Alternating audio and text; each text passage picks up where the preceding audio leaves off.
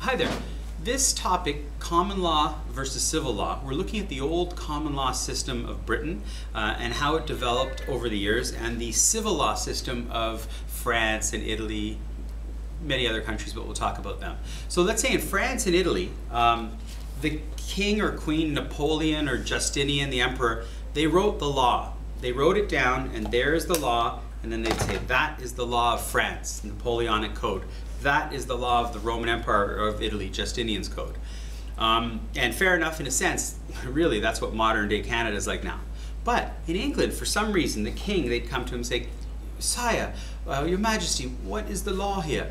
And the king decided, no, I'm not going to make law for all of England here in London. I'm going to send my judges out to the different towns because there might be different community values in Liverpool, Manchester, Southend. So he sent the judges out, and the judges went out and listened to the problems that people had, and they made the law up right there on the spot, and they made their decision. So they made the law, and then they made the decision.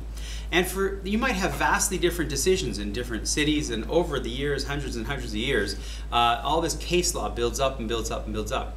And the most popular decisions become the precedents that most judges then follow, because now the judges will have hundreds of years of cases to look back on, you know, after a few hundred years, and they'll say, I remember a similar case when this happened. I like the decision that judge made. I'll follow that precedent. So some of the crazier decisions just get left by the wayside. Those precedents aren't upheld, and that one precedent does get upheld.